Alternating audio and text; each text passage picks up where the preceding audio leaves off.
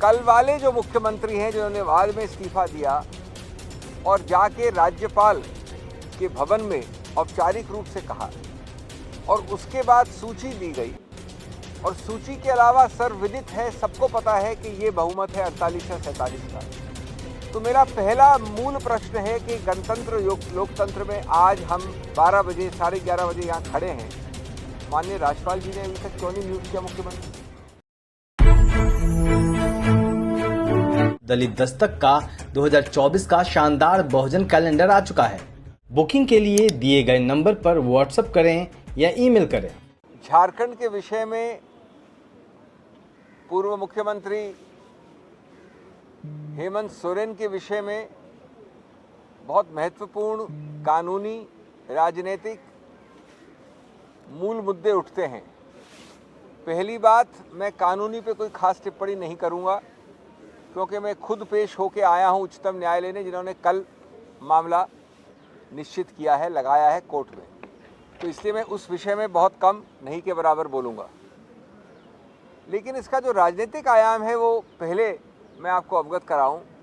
एक बहुत ही भद्दा, घिनौना, भर्त्सना योग्य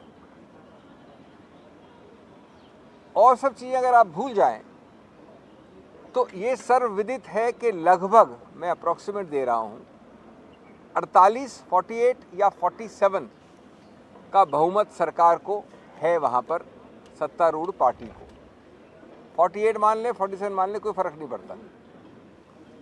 सब कुछ मान ले विपक्ष की तरफ पे झारखंड में तो 32 है, 31 है, 33 है, कुछ भी मान ले फिगर, कोई फर्क नहीं पड़ता वहां पे। अब जब कल वाले जो मुख्यमंत्री हैं जिन्होंने बाद में इस्तीफा दिया और जाके राज्यपाल के भवन में औपचारिक रूप से कहा और उसके बाद सूची दी गई और सूची के अलावा सर्वविदित है, सबको पता है कि ये बहुमत है 48 या 47 का। तो मेरा पहला मूल प्रश्न है कि गणतंत्र लोकतंत्र में आज हम 12 बजे 11:30 बजे यहाँ खड़े हैं, माननीय राज्यपाल जी ने अभी तक क्यों नहीं नियुक्त किया मुख्यमंत्री? क्यों नहीं किया? ये देश जनता जनार्दन पूछ रही है आपसे। एक बड़ा सरल प्रश्न है और इसका उत्तर है सत्तारूढ़ पार्टी केंद्र और विपक्ष पार्टी झारखंड का सन्नाटा। दूसरा प्रश्न, झारखंड से बिहार कितना दूर है? बॉर्डर्स जुड़ते हैं, लगते हैं, उसी प्रदेश का बाद में बना था झारखंड।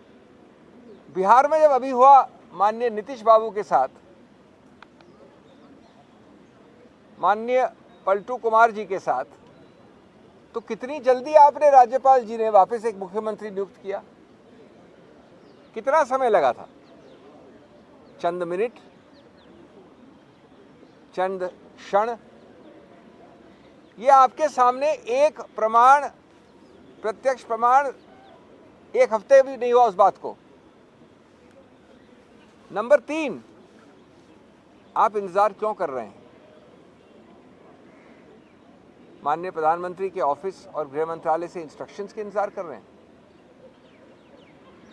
आप ये इंतजार कर रहे हैं? और ये चौथा एक प्रश्न है बहुत महत्वपूर्ण कि किस प्रकार से येन प्रकारेण, कुछ भी करके, अंग्रेजी में कहावत है हुक और by crook, more by crook and less by hook, आप दलबंदी करवाएंगे?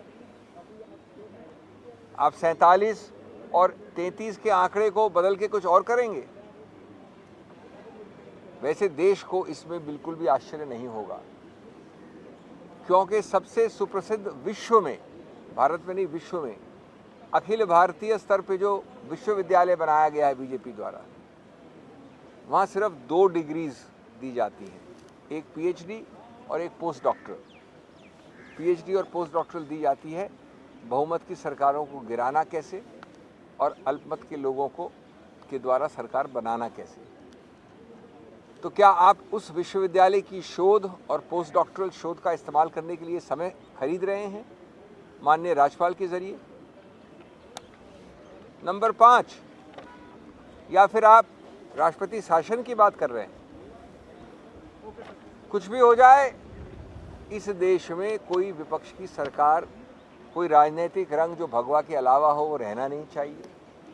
अगर रहेगा तो हम केंद्र से और हम बीजेपी के स्टेट यूनिट्स ये आश्वस्त करते हैं जनता जनार्दन देश को कि कम से कम इस बार चुनाव के पहले ही हम 99% राजनीतिक पार्टियों के लोगों को या तो अरेस्ट कर लेंगे या हटा देंगे या दल बदल द्वारा सरकारें गिरा देंगे।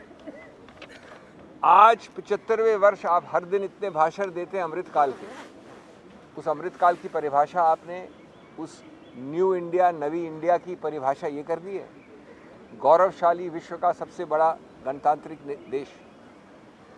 और सातवां, क्या आप इतना घबरा गए हैं उस सुनामी जिसका नाम है भारत जोड़ो न्याय यात्रा कि आपके पुराने सुप्रसिद्ध तौर तरीके षड्यंत्र द्वारा सरकारें गिराने की और ज़्यादा अधिक गति और दिशा पकड़ लिए हैं? ये किस प्रकार की चीज़ें हो रही हैं एक गौरवशाली गणतंत्र, संवैधानिक गणतंत्र में? आज तक एक दिन कहां से निकल गया माननीय राज्यपाल को नई सरकार बनाने का? मैं अभी आपको उच्चतम न्यायालय के सामने जो पक्ष हमने दिया है उसकी बात नहीं करूंगा, क्योंकि उसमें हमने कई और आरोप लगाए हैं। क्योंकि वो कल आ रहा है और मैं खुद पेश हो रहा हूं, इसलिए मैं वो अनुशासन के अंतर्गत काम करूंगा। उसमें और कई चीज़ें कही गई हैं, सिर्फ ग्राउंड्स बोल रहा हूं मैं, कोई उसके बारे में निर्णय के बारे में नहीं बोल रहा हूं। किस प्रकार कल माननीय उच्च न्यायालय ने इतनी जल्दी आदेश दिया 8 और 9 बजे के बीच में कि आज वो मामला लिस्ट हो, और 9 बजे किस प्रकार हमारे वकीलों ने ईडी को इसका इंटीमेशन दिया, सूचना दी, और उसके बाद 10 बजे कोई व्यक्ति जाता है राज्यपाल के घर में और वहाँ पर आप अरेस्ट कर लेते हो उसको, ये बात जानने के बाद कि आज मामला लगा है। वो सब चीज़ें हम कल कोर्ट में बात करेंगे। जैसा मैंने कहा, मैं यहाँ बात नहीं कर रहा हूँ, लेकिन मूल मुद्दा है कि इस प्रकार से गणतंत्र का हत्या जो आप दिन प्रतिदिन कर रहे हैं उसका कोई न कोई जवाबदेही तो होगी, और आपके ज़रिए देश जवाबदेही मांग रहा है, हम मांग रहे हैं।